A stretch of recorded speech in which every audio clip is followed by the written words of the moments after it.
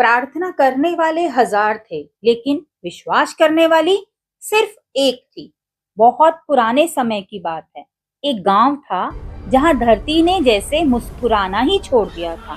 खेतों में दरारें थी, कुओं के तल दिखाई देने लगे थे, पशुओं की आंखों में प्यास थी और किसानों की आंखों में बेबसी। हर सुबह लोग आसमान को देखते, हर शाम निराश होकर घर लौट आते। आखिर गांव के सबसे बुजुर्ग व्यक्ति ने कहा, जब मनुष्य के सारे प्रयास समाप्त हो जाएं, तब ईश्वर के द्वार पर दस्तक देनी चाहिए। पूरे गांव ने निश्चय किया, 7 दिनों तक मंदिर में सामूहिक प्रार्थना होगी। 7 दिनों तक मंदिर में दीप जलते रहे, मंत्र गूंजते रहे, हवन की अग्नि जलती रही। हर कोई हाथ जोड़कर कहता रहा, हे प्रभु, वर्षा कर दीजिए।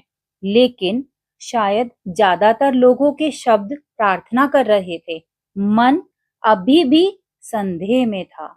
7वें दिन हवन समाप्त हुआ। सब लोग मंदिर से बाहर निकले।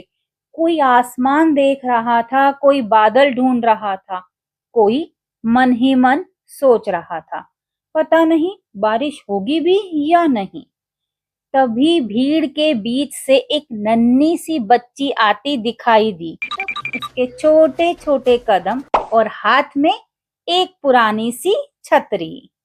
कुछ लोग मुस्कुरा दिए।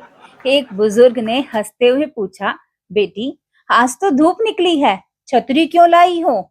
बच्ची ने मासूम आंखों से उनकी ओर देखा, जैसे उसे प्रश्न ही समझ में ना आया हो।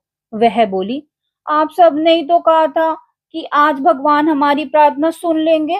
अगर सचमुच बारिश आने वाली है तो बिना छतरी के कैसे आती? उसकी बात पूरी हुई और पूरे मैदान में एक गहरा सन्नाटा छा गया। पहली बार सबको एहसास हुआ कि वे 7 दिनों से प्रार्थना तो कर रहे थे, लेकिन छतरी लाने जितना विश्वास किसी के पास नहीं था। कुछ ही क्षण बीते थे कि दूर क्षितिज पर काले बादल उभरने लगे। हवा का रुख बदला, सूखी मिट्टी से पहली बारिश की खुशबू उठी और देखते ही देखते मूसलाधार बारिश शुरू हो गई।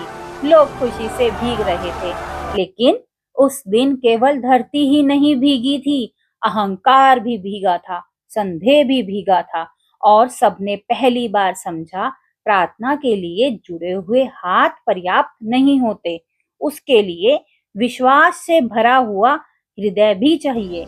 ईश्वर शायद शब्द नहीं सुनते, वे विश्वास सुनते हैं।